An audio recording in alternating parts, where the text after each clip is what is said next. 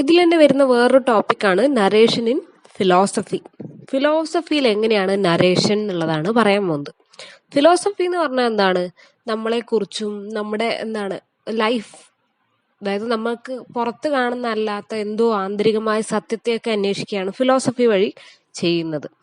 So philosophy texts have used narrative to explore the sense of self, identity, information, community and politics.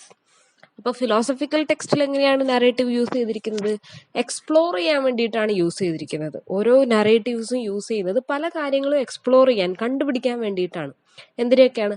Sense of self, സ്വയം എന്താണെന്നുള്ള അറിവിന് വേണ്ടിയിട്ട്. അതുപോലെ identity formation, വ്യക്തിത്വം സൃഷ്ടിക്കുന്നതിന് വേണ്ടിയിട്ട്. അതുപോലെ കമ്മ്യൂണിറ്റി ആൻഡ് പൊളിറ്റിക്സ്, സമൂഹത്തെക്കുറിച്ചും. അതുപോലെ പൊളിറ്റിക്സ്, രാഷ്ട്രീയം, അതായത് നമ്മുടെ ഓർഡർ ഉണ്ടല്ലോ, പൊളിറ്റീഷ്യൻസ്, അതുപോലെ താഴെ അവര് ഭരിക്കുന്ന ആൾക്കാര്, അതുപോലെ ഇതിലൊന്നും ബന്ധമില്ലാത്ത ആൾക്കാർ, ഇങ്ങനെ ഒരു ഓർഡർ ഉണ്ട്.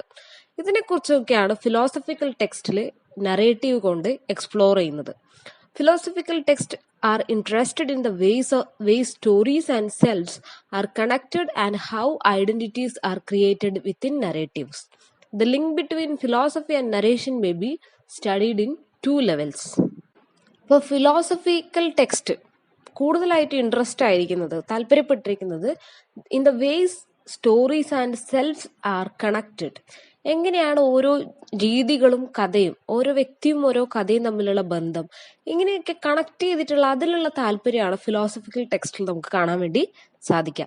How identities are created within narratives, എങ്ങനെയാണ് ഓരോ കഥകളിലും ഓരോ സിനിമകളിലും എല്ലാത്തിലും, പ്രകൃതിയിലെ എല്ലാത്തിലും ഓരോന്നിനും ഓരോ ഐഡന്റിറ്റിയാണ് അല്ലെ. ഇപ്പൊ ഒരു പൂവ് എന്ന് പറയുമ്പോൾ പ്രത്യേക ഐഡന്റിറ്റിയാണ്, അതിൽ റോസാപ്പൂ എന്ന് പറയുമ്പോൾ അതിന് വേറൊരു ഐഡന്റിറ്റിയാണ്.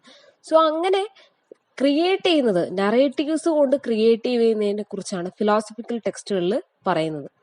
ഈ ഫിലോസഫി ആൻഡ് നറേഷൻ, ഇതിന്റെ ബന്ധം നമുക്ക് എങ്ങനെ പഠിക്കാം? രണ്ട് ലെവലിൽ പഠിക്കാം. ഒന്നെന്ന് പറയുന്നത് philosophical dependence on narratives or philosophical narratives. ഒന്നെന്ന് പറയുന്നത് ഫിലോസഫിക്കൽ നറേറ്റീവ്സ് ആണ്, ഫിലോസഫിക്കൽ ആയിട്ടുള്ള നറേറ്റീവ്സ്. രണ്ടാമതെന്ന് പറയുന്നത് philosophies എക്സ്പ്ലിക്കേഷൻ of various kinds of narratives in order to propose an understanding of human existence, life and truth. Philosophy ഉപയോഗിച്ച് വ്യത്യസ്ത തരത്തിലുള്ള നറേറ്റീവ്സ് ഉണ്ടാക്കുക. എന്തിനെ കുറിച്ച് പറയുന്ന? ഹ്യൂമൻ എക്സിസ്റ്റൻസിനെയും ലൈഫിനെയും ട്രൂത്തിനെ കുറിച്ചൊക്കെ പറയുന്നത്. ഓക്കെ, ഫിലോസഫിക്കൽ നറേറ്റീവ് എന്താന്ന് പറയാം. Philosophy is all about rhetoric, art of persuasive speech. Francis Bacon in 16th century in England used image of a new country, New Atlantis, the image of exploration and discovery to promote philosophy of learning. Politically significant text and politically philosophers used narrative too. For example, James I of England used narrative of sickness and medicine to make his point clear regarding the state and the role of king in leading country. അതായത് philosophy എന്ന് പറയുന്നത് റെട്ടോറിക് ആണ്, മാത്രമല്ല art of പെർsuasive speech ആണ്. ഒരു ആർട്ടാണ്, നമ്മളൊരു കാര്യം അവതരിപ്പിക്കുന്ന ഒരു കഴിവാണ്, ഒരു കല തന്നെയാണ് ഈ ഫിലോസഫി എന്ന് പറയുന്നത്. അപ്പൊ ഫ്രാൻസിസ് ബേക്കൺ എന്ത് ചെയ്തിട്ടുണ്ട്? ഒരു പുതിയ രാജ്യം എന്നുള്ള ഒരു കൺസെപ്റ്റ് യൂസ് ചെയ്തിട്ട് എന്ത് ചെയ്തിട്ടുണ്ട്? ജനങ്ങൾക്ക് ഫിലോസഫി പ്രൊമോട്ട് ചെയ്യുന്നതിനെ കുറിച്ചും, എക്സ്പ്ലോറേഷൻ, കണ്ടുപിടുത്തം, അതായത് പുതിയൊരു രാജ്യം എന്ന് പറയുമ്പോൾ ഒരു പുതിയ കണ്ടുപിടുത്തവും പുതിയ കൾച്ചറൊക്കെയാണ്. അങ്ങനെ ഒരു കാര്യം ഡിനോട്ട് ചെയ്ത് ഒരുപാട് കാര്യങ്ങൾ പറയാൻ വേണ്ടി യൂസ് ചെയ്തിട്ടുണ്ട്. അതുപോലെ ജെയിംസ് I എന്നുള്ള രാജാവ് നറേറ്റീവ് ഓഫ് സിക്നസ്, അസുഖം എന്നുള്ള ഒരു കാര്യത്തെ ഉപയോഗിച്ചിട്ട് ആളുകൾക്ക് ഒരു കിങ്ങിന്റെ റോൾ എന്താണ്, അതുപോലെ കിങ്ങിന്റെ അഡ്മിനിസ്ട്രേഷന്റെ ആവശ്യം എന്താണെന്ന് ജനങ്ങൾക്കും ബോധ്യപ്പെടുത്താൻ വേണ്ടി ഈ ഫിലോസഫിക്കലായിട്ട് വർത്താനം പറഞ്ഞിട്ടുണ്ട് എന്നാണ് പറയുന്നത്. അതായത് ഫിലോസഫിക്കൽ എന്ന് പറയുമ്പോൾ നമുക്ക് അത്ര പെട്ടെന്ന് മനസ്സിലാവില്ല, എന്നാലും ഒരുപാട് അർത്ഥങ്ങളുള്ള വാക്കുകളായിരിക്കാം. അതൊരു ചിലപ്പോൾ ഒരു എക്സാമ്പിളിലൂടെ ആയിരിക്കാം പറയുന്നുണ്ടാവുക. അതിനെ നമ്മൾ ഡിക്കോഡ് ചെയ്യുമ്പോൾ ഒരുപാട് മീനിങ് നമുക്ക് അതുമായിട്ട് ബന്ധപ്പെട്ട് കിട്ടും എന്നാണ് പറയുന്നത്. So he makes his point clear regarding the state and the role of king in the country.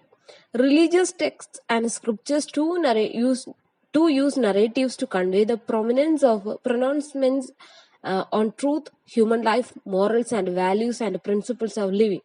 The sacrifice in the narrative theme of Islam and Christianity, the story of Job shows the idea of faith, Mahabharata and the Ramayana gives idea of ethics and values in the forms of tales about Rama, Krishna, Ravana, Arjun, etc. So, ഇവിടെ പറയുന്നത് നമുക്ക് ഈ ക്രിസ്ത്യാനിറ്റിയുടെ ബുക്കും ഇതിനേക്കാളും കൂടുതലായിട്ട് മനസ്സിലാവുക നമ്മുടെ ഭാരതത്തിന്റെ തന്നെ എന്താണ് എപ്പിക് ആയിട്ടുള്ള മഹാഭാരതവും രാമായണമൊക്കെ പറയുവാണ്. ഈ രാമായണം നമുക്കറിയാം അല്ലെ, രാമൻ എന്നുള്ള രാജാവിന്റെ കാര്യങ്ങളാണ് മൊത്തമായിട്ട് പറയുന്നത്. അതിൽ നമുക്ക് പല മീനിങ്ങുകൾ കിട്ടും അല്ലെ. വേണമെങ്കിൽ എന്താണ് രാജാവിന്റെ ധർമ്മം അനുഷ്ഠിക്കാൻ വേണ്ടിയിട്ട് എന്ത് ചെയ്യുന്നു, ഭാര്യനെ ഉപേക്ഷിക്കുന്നു, സീതയെ ഉപേക്ഷിക്കുന്നു. അതേപോലെ ധർമ്മം ജയിക്കാൻ വേണ്ടി എന്ത് ചെയ്യുന്നു, തന്റെ ഭാര്യയെ മോചിപ്പിക്കാൻ വേണ്ടി വേണമെങ്കിൽ ഹനുമാന് കൂട്ടിക്കൊണ്ടുവരായിരുന്നു അല്ലെ. എന്നിട്ട് രാമൻ പോയാണ് സീതയെ കൊണ്ടുവരുന്നത്.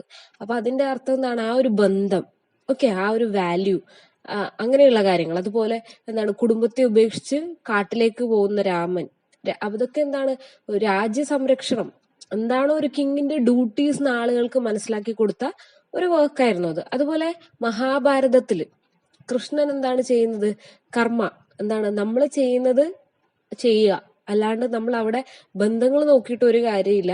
നമ്മളായി ഇരിക്കുക എന്നുള്ളതാണ് ഏറ്റവും ഇമ്പോർട്ടന്റ്. നമ്മളുടെ ധർമ്മം ചെയ്യുക എന്നുള്ളതാണ്. ഡു യുവർ ഡ്യൂട്ടി അല്ലെ, അതാണ് മോസ്റ്റ് ഇമ്പോർട്ടന്റ് എന്ന് പറയുന്നത്. അപ്പൊ നമുക്ക് കിട്ടുന്നത് ഈ കഥകളിലൂടെ, ഈ ഫിലോസഫിക്കലായിട്ട് നമുക്ക് ഒരുപാട് കാര്യങ്ങൾ ഈ കഥയിലൂടെ പറഞ്ഞുതരാണ്. അപ്പൊ ഒരു നറേറ്റീവിന്റെ ലക്ഷ്യം എന്താണ്, ആളുകളെ കൂടുതലായിട്ട് അത് മനസ്സിലാക്കിച്ചു തരിക എന്നുള്ളതാണ്. അതുപോലെ ബൈബിളിൽ ഒരുപാട് കഥകളുണ്ട്, ഇപ്പൊ ഖുറാനിലാണെങ്കിൽ ഒരുപാട് കഥകളുണ്ട്. ഇതൊക്കെ എന്താണ്, കഥകളിലൂടെ പല എക്സാമ്പിൾസിലൂടെ നമുക്ക് എന്ത് പറഞ്ഞു തരാണ്, ആ ജീവിതത്തെക്കുറിച്ചും ജീവന്റെ ആവശ്യകതയെക്കുറിച്ചും ലൈഫിന്റെ എന്താണ് ഒരു കൺസെപ്റ്റ് നമ്മൾ സൃഷ്ടിക്കുകയാണ് ചെയ്യുന്നത് അല്ലെ. അപ്പൊ അത് എന്താണ് തീരെ നമുക്ക് പ്രതീക്ഷിക്കാൻ പറ്റാത്ത രീതിയിലാണ് നമ്മൾ അത് ഇൻഫ്ലുവൻസ് ചെയ്യുന്നത്. സോ അത് തന്നെയാണ് ഫിലോസഫിയുടെ റോൾ എന്ന് പറയുന്നത്. ഓക്കെ, അപ്പൊ മൊറാലിറ്റി, ധാർമ്മികത എന്നുള്ള കാര്യങ്ങളൊക്കെ, എത്തിക്സ്, വാല്യൂസ് ഒക്കെ നമ്മൾ അറിയുന്നത് ഇത്തരത്തിലുള്ള ഗ്രന്ഥങ്ങളിലൂടെയാണ്.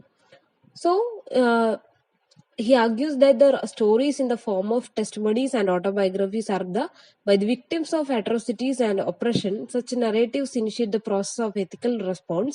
Human rights are made available to them. Okay. The philosophical analysis of narratives. Paul Rousseau suggests that all human action can be understood within an imaginative reconstruction of it.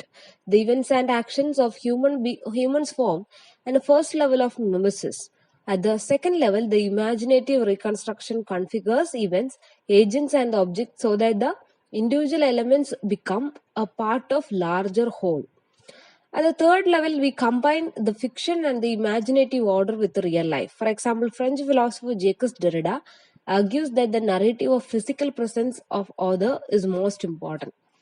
അതായത് നമ്മൾ ഏതൊരു കാര്യവും മിമിസിസിലൂടെയാണ് മനസ്സിലാക്കുന്നതെന്നാണ് Paul റിക്കറിന്റെ അർത്ഥം പറയുന്നത്. കാരണം എന്താ വെച്ച് കഴിഞ്ഞാൽ, നമ്മളോടിപ്പോ ഒരു വ്യക്തി ഒരു കാര്യം പറയുന്നു, ഇല്ലെങ്കിൽ നമ്മളൊരു കാര്യം ചെയ്യാൻ പോകുന്നു, ആദ്യം നമ്മളത് ഇതിനെക്കുറിച്ച് ഇമാജിനേറ്റ് ചെയ്യും അല്ലെ, ഇമാജിനേഷൻ ഉണ്ടാവും. ഇപ്പൊ എക്സാം എഴുതാൻ പോകുന്നു, എക്സാം ക്വസ്റ്റ്യൻസ് എങ്ങനെയായിരിക്കും, ഇല്ലെങ്കിൽ ആ സംഭവം എങ്ങനെയായിരിക്കും, നമ്മൾ ഓൾറെഡി മനസ്സിൽ ഒരു സെറ്റിംഗ് ഉണ്ടാക്കി വെക്കും അല്ലെ. അത് ഇമാജിനേഷൻ ആണ്. ഓക്കെ, അതാണ് ആദ്യത്തെ ലെവൽ എന്ന് പറയുന്നത്. രണ്ടാമത്തെന്ന് പറയുന്നത് എന്താണ്, ഏജൻസ്, ഒബ്ജക്ട്സ്, അതായത് elements become part of a larger whole. എല്ലാത്തിനെയും കൂട്ടി നമ്മളൊരു ഇമാജിനൽ റീകൺസ്ട്രക്ഷൻ ഉണ്ടാക്കും. ആ ഇവന്റ്സ്, ഏജൻസ്, ഒബ്ജക്ട്സ്, എക്സാം എഴുതുന്ന മാത്രമായിരിക്കും നമ്മൾ ചിന്തിക്കുന്നുണ്ട് ആദ്യത്തെ ലെവൽ. പിന്നെ അതിലുള്ള എക്സാമിനർ, കുട്ടികൾ തുടങ്ങി നമ്മൾ ആ ഒരു ക്ലാസ് റൂം സെറ്റപ്പിൽ ഇരിക്കുന്ന പോലെ നമ്മളൊരു ഫീലിംഗ് ഉണ്ടാക്കും. തേർഡ് വൺ എന്ന് പറയുന്നത് എന്താണ്, അതിനെ കഥയുമായി ചേർത്തിട്ടാണ് ഉണ്ടാവുക. അതിനെ നമ്മൾ എന്ത് ചെയ്യും, റിയലാക്കി മാറ്റും, റിയലിലേക്ക് അത് കൊണ്ടുവരും, ഇമാജിനേഷനെ റിയലിലേക്ക് കൊണ്ടുവരും. ഇതാണ് ഇവിടെ ഉദ്ദേശിക്കുന്നത്. ഓക്കെ, ഇപ്പോൾ ഫിലോസഫിക്കൽ അനാലിസിസ് ഓഫ് നറേറ്റീവ്സ്, അതുപോലെ ഫിലോസഫിക്കൽ നറേറ്റീവ് എന്താണെന്ന് നന്നായിട്ട് മനസ്സിലാക്കുക. ഇതിന്റെ കൂടെ വേറൊരു ടോപ്പിക്കും കൂടി പറയാണ്, നറേഷൻ ഇൻ ഹിസ്റ്ററി. ഹിസ്റ്ററിയിൽ എങ്ങനെയാണ് നറേഷൻ പോകുന്നത് എന്നുള്ളതാണ്. The real events of past or present must be present in the form of story. What was real, or reality in the past is available and accessible to present only when they are presented to us in a specific forms. അതായത് ഹിസ്റ്ററിയിൽ നടന്ന പല കാര്യങ്ങൾ, അതായത് മുമ്പ് നടന്ന എല്ലാ കാര്യങ്ങളും, മിക്ക കാര്യങ്ങളും നമ്മൾ എന്ത് ചെയ്യണം, റിയൽ ആയിട്ട് നടന്നിട്ടുള്ള കാര്യങ്ങളാണ് എപ്പോഴും ഹിസ്റ്ററിയിൽ ഉണ്ടാവുക അല്ലെ. ഇപ്പോ എന്താണ്, ഈജിപ്റ്റ് എന്നുള്ള ഒരു രാജ്യം ഉണ്ടായിരുന്നു, അവിടെ മമ്മീസ് ഉണ്ടായിരുന്നു, അവരങ്ങനെ ചെയ്തിരുന്നു എന്ന് നമുക്കറിയാം അല്ലേ. അത് പ്രസന്റ് ചെയ്യുമ്പോൾ, ഇപ്പോൾ നമ്മൾ ആൾക്കാരോട് പറയുമ്പോൾ അതൊരു സ്റ്റോറി രൂപത്തിലായിരിക്കണം പ്രസന്റ് ചെയ്യേണ്ടതെന്നാണ് പറയുന്നത്. മാത്രമല്ല എന്താണ്, അത് എല്ലാവർക്കും മനസ്സിലാവുന്നതും ആവുന്ന രീതിയിലുള്ള പ്രസന്റേഷൻ ആയിരിക്കണം ചെയ്യേണ്ടത്. ഇപ്പൊ നമ്മളിങ്ങനെ ഒരു എന്താണ് സയൻസ് ബുക്ക് എഴുതുന്ന പോലെ പാസ്റ്റ് നടന്ന കാര്യങ്ങൾ എഴുതി കഴിഞ്ഞാൽ ആളുകൾ വായിക്കുകയില്ല, അത് മനസ്സിലാവുകയില്ല. അതേസമയം ഒരു സ്റ്റോറി ഫോമിൽ, അങ്ങനെയുള്ള സ്പെസിഫിക് ഫോംസിൽ പ്രത്യേക രീതിയിൽ പറഞ്ഞു കഴിഞ്ഞാൽ ആളുകൾക്ക് കൂടുതലായിട്ട് വ്യക്തമാവും. അതൊരു പാട്ടായിട്ട് പറയുകയാണെങ്കിൽ അത്ര മനസ്സിലാവണമെന്നുണ്ടോ? ഇല്ല. സോ അതാണ് ഇവിടെ പറയുന്നത്. അപ്പോൾ റിയാലിറ്റി ഓർ റിയൽ എന്ന് പറയുന്ന കാര്യം നമ്മൾ പ്രസന്റിൽ പ്രസന്റ് ചെയ്യുമ്പോൾ അതിന് സ്പെസിഫിക് ആയിട്ടുള്ള ഫോംസ് യൂസ് ചെയ്യാം. അതിനിവിടെ ഒരു എക്സാമ്പിൾ പറയുന്നത് 1857 the Sepoy Mutiny may be reconstructed through the source in the like books, material, objects and evidence of buildings from the time we assume the event first was connected with the event 2. This assuming is the bestowing of story upon the events, the placing people, things, events within a structure that shows a cause and effect sequence. This assuming is an act of imagination. Events do not write history, but historians do, and narratives construct the past. നിങ്ങൾ ശിപ്പായി ലഹള കേട്ടിട്ടുണ്ടോ? ഇന്ത്യയിലെ ആദ്യത്തെ സ്വാതന്ത്ര്യ സമരമായിട്ട് അറിയപ്പെടുന്നത് ശിപ്പായി ലഹളയാണ്, 1857. ഇതിനെക്കുറിച്ച് നമ്മൾ അറിയുന്നത് എങ്ങനെയാണ്? ബുക്കുകളിലൂടെയും മെറ്റീരിയൽസിലൂടെയും ഒബ്ജക്ട്സിലൂടെയൊക്കെയാണ്. അവിടെ പണ്ട് നടന്നിട്ടുള്ള എന്താണ്, അവിടെ ആൾക്കാർ മരിച്ചിട്ടുണ്ടാവും, അവരുടെ വസ്ത്രങ്ങൾ, അവരുടെ ചെരുപ്പുകളുടെ, അവരുടെ കുടുംബങ്ങൾ പറഞ്ഞ കാര്യങ്ങൾ, ഇതൊക്കെ വെച്ച് ബുക്സുകൾ എഴുതിയതും അതുപോലെ മെറ്റീരിയൽസിൽ നിന്നാണ് നമ്മൾ ഈ കാര്യങ്ങൾ അറിയുന്നത് അല്ലെ. അപ്പോൾ അതിന് നമ്മൾ എന്ത് ചെയ്യും, രണ്ടാമത്തെ ഒരു ഇവന്റുമായിട്ട് കണക്ട് ചെയ്ത് എഴുതും. അപ്പോൾ ഒന്നാമത്തെ സ്വാതന്ത്ര്യ സമരം എന്ന് പറയണമെങ്കിൽ അപ്പോൾ രണ്ടാമതൊരു സ്വാതന്ത്ര്യ സമരം നടന്നിട്ടുണ്ടെന്ന് ഉറപ്പാണ് അല്ലെ. ഒന്നാമത്തെ ശിപ്പായി ലഹളയാണെങ്കിൽ യഥാർത്ഥ സമരം എന്ന് പറയുന്ന ഒരു സംഭവം നടന്നിട്ടുണ്ട്. അപ്പൊ നമ്മളത് കണക്ട് ചെയ്യും. അങ്ങനെയാണ് ഈ സംഭവങ്ങളൊക്കെ പോകുന്നത്. അപ്പോഴാണ് അതിന് എന്തുണ്ടാവുന്നത്, ഒരു സ്ട്രക്ചർ ഉണ്ടാവുന്നത്, കോസ് ആൻഡ് എഫക്റ്റ് ഉണ്ടാവുന്നത്. ഇന്നത് നടന്നതുകൊണ്ട് ഇന്നത് നടന്നു എന്നുള്ള കാര്യം സംഭവിക്കുന്നത് അങ്ങനെയാണ്. അങ്ങനെ നോക്കുമ്പോൾ ഹിസ്റ്ററി ഒരിക്കലും എന്താണ്, ഹിസ്റ്ററി തന്നെ എഴുതാറില്ല. അതായത് ഓരോ സാഹചര്യങ്ങൾ, ഇപ്പൊ ശിപ്പായി ലഹള എന്നുള്ള സംഭവം, അതായത് സിപ്പോയ് മ്യൂട്ടണി എന്ന് പറയുന്ന സംഭവം നടന്നു, അത് ആരും എഴുതി വെച്ചതല്ല. പക്ഷെ എഴുതി വെക്കുന്നത് ആരാണ്, നമ്മളോട് കഥയായിട്ട് പറയുന്ന ആരാണ്? ഹിസ്റ്റോറിയൻസ് ആണ്, അതിനെക്കുറിച്ച് പഠിക്കുന്ന ആൾക്കാരാണ്. അല്ലാണ്ട് ആ പ്രശ്നം ഉണ്ടാക്കിയ ആൾക്കാർ നമ്മളോട് പറയാറില്ല. ആ ചരിത്രം തന്നെ നമ്മളോട് പറയാറില്ല. ചരിത്രകാരന്മാരാണ് നമ്മളോട് ഈ കാര്യം പറയുന്നത്. മാത്രമല്ല നറേറ്റീവ്സിലൂടെയാണ് കാര്യങ്ങൾ കൺസ്ട്രക്ട് ചെയ്യപ്പെടുന്നത്. അതായത് നമ്മൾ പറയുന്ന കഥകള്, കവിതകള്, ഇങ്ങനെയുള്ള എല്ലാം തന്നെ നറേറ്റീവ്സ് ആണ്. നറേറ്റീവ്സ് എന്ന് പറഞ്ഞാൽ പറയുക എന്നുള്ള അർത്ഥം തന്നെയാണ്. എന്തൊക്കെയാണ്, ഇപ്പൊ ഒരു കഥ എങ്ങനെയാ നമ്മൾ പറയാ? രാവിലെ ഒരു ആമയും മുയലും നടക്കാനിറങ്ങി, ആമയും എന്നിട്ട് ഓട്ടമത്സര പന്തയം വെച്ചു, എന്നിട്ടോ അവിടെ മുയൽ ജയിച്ചു. അങ്ങനെ നമ്മളൊരു ഓർഡറിൽ പറയാണ്. ഇത് തന്നെയാണ് നറേഷൻ. ഓക്കെ, അത് മനസ്സിലാക്കുക. അപ്പോൾ നറേറ്റീവ്സ് എന്ത് ചെയ്യുന്നുണ്ട്, പാസ്റ്റിനെ കൺസ്ട്രക്ട് ചെയ്യുന്നുണ്ടെന്നാണ് പറയുന്നത്. അതായത് മുമ്പ് നടന്ന കാര്യങ്ങളെ നമ്മൾക്ക് മുന്നിൽ അവതരിപ്പിക്കുന്നത് നറേറ്റീവ്സ് ആണ്. ഹിസ്റ്ററിയിൽ നറേറ്റീവ്സ് ആണെന്ന് ഓർക്കാം. സോ ഹെയ്ഡൻ വൈറ്റ് 2004 അദ്ദേഹം ഒരു ഒപ്പീനിയൻ പറഞ്ഞു, there are 3 main modes of communicating events from the past. അതായത് ഹിസ്റ്ററിയിലെ പ്രധാനപ്പെട്ട, അതായത് കഴിഞ്ഞുപോയ കാര്യങ്ങൾ 3 രീതിയിൽ ആളുകളായിട്ട് കമ്മ്യൂണിക്കേറ്റ് ചെയ്യാം. 3 രീതിയിൽ ആ കാര്യങ്ങൾ വിനിമയം ചെയ്യാന്ന് പറഞ്ഞു. ഒന്നെന്ന് പറയുന്നത് ആനൽസ് കോഡ്, രണ്ടാമത്തത് chronicle mode, historical narrative. Annals mode, chronicle mode, historical narrative. ഇതിൽ ആനൽസ് മോഡ് എന്ന് പറഞ്ഞാൽ simply a form of listing for important events. This is the annals list events in a chronological order with no central theme or coherence. അതായത് നമ്മളുടെ സ്വാതന്ത്ര്യം കിട്ടുന്നതിന് മുമ്പ് പല കാര്യങ്ങളും നടന്നിട്ടുണ്ട് അല്ലെ. ഫോർ എക്സാമ്പിൾ, സ്വാതന്ത്ര്യത്തിന് ശേഷം ഭരണത്തിൽ വന്ന ഗവൺമെന്റുകളെ കുറിച്ച്, ഗവൺമെന്റുകളെ കുറിച്ച് എന്ത് ചെയ്യുന്നു, ഒരു ക്രൊണോളജിക്കൽ ഓർഡർ, ആദ്യം നടന്നത് ഇതാണ്, പിന്നെ നടന്നത് ഇതാണെന്ന് പറഞ്ഞിട്ട് ഒരു ഓർഡർ ആക്കാണ്. അതാണ് ഈ ആനൽസ് കോഡ് കൊണ്ട് ഉദ്ദേശിക്കുന്നത്. ആനുവൽ എന്ന് പറഞ്ഞാൽ എന്താണ്, വർഷം എന്നുള്ള അർത്ഥമാണ്. വർഷത്തിന്റെ അടിസ്ഥാനത്തിൽ ഓർഡർ ചെയ്യാം. എന്താണ് 1947 സ്വാതന്ത്ര്യം കിട്ടുന്നു, 1950 റിപ്പബ്ലിക് ഡേ ഇല്ലെങ്കിൽ ഭരണഘടന അംഗീകരിക്കുന്നു, അത് കഴിഞ്ഞിട്ടായിട്ട് ഗാന്ധിജിയുടെ മരണം സംഭവിക്കുന്നു, പിന്നീട് അടുത്ത ഗവൺമെന്റ് അധികാരത്തിൽ വരുന്നു, പിന്നീട് ആ ഗവൺമെന്റ് പോകുന്നു, അങ്ങനെ 2020 ഇന്ന ഗവൺമെന്റ് ഇവിടെ ഉണ്ട്. ഇങ്ങനെ ഓരോ വർഷവും ഓരോ ഓർഡർ ആക്കിയിട്ട് നമ്മൾ എഴുതൂലേ, അതാണ് ആനൽസ് മോഡ് കൊണ്ട് ഉദ്ദേശിക്കുന്നത്. ഓക്കെ, ക്ലിയർ ആയല്ലോ. ഇപ്പൊ നിങ്ങൾക്ക് ഒന്നും കൂടി മനസ്സിലാവാൻ വേണ്ടി പറഞ്ഞുതരാം. 2000 ഞാൻ 1-ാം ക്ലാസ് പഠിച്ചു, 2001 ഞാൻ 2-ാം ക്ലാസ് പഠിച്ചു, 2003 ഞാൻ 3-ാം ക്ലാസ് പഠിച്ചു. ഇങ്ങനെ ഓരോ വർഷത്തിന്റെ കണക്ക്, ഓരോ വർഷവും എന്താണ് സംഭവിക്കുന്നത്. 2010 എനിക്ക് 18 വയസ്സായി, ഇങ്ങനെ പോവാ. ക്ലിയർ ആണല്ലോ, ഇതാണ് ഉദ്ദേശിക്കുന്നത്. അതാണ് ആനൽസ് മോഡ്. രണ്ടാമത്തത് ക്രോണിക്കിൾ മോഡ്. പിന്നെ ഒരു കാര്യം, ആനൽസ് മോഡിൽ ഒരിക്കലും എന്ത് ചെയ്യില്ല, കാര്യങ്ങൾ എന്താണെന്ന് വലുതായിട്ട് വിശദീകരിക്കുകയൊന്നുമില്ല, പ്രധാനപ്പെട്ട സംഭവം മാത്രമേ അതിൽ പറയുള്ളൂ. ക്രോണിക്കിൾ മോഡൽ എന്താണ്? A form of representing events where the narrative is more comprehensive, has a central theme or a subject in a more ordered manner. Chronicle mode എന്ന് പറഞ്ഞു കഴിഞ്ഞാൽ അതിൽ ആ സെൻട്രൽ തീം ഉണ്ടാവും.